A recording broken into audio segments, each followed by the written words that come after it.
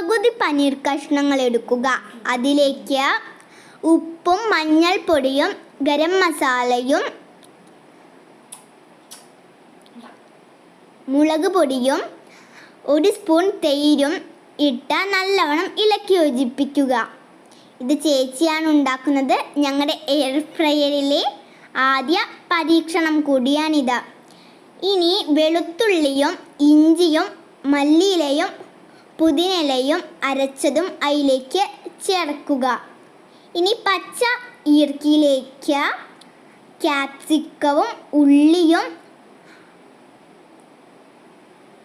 പനീറും കുത്തിവെച്ച 10 മിനിറ്റോളം air ഫ്രയറിൽ cook ചെയ്യുക.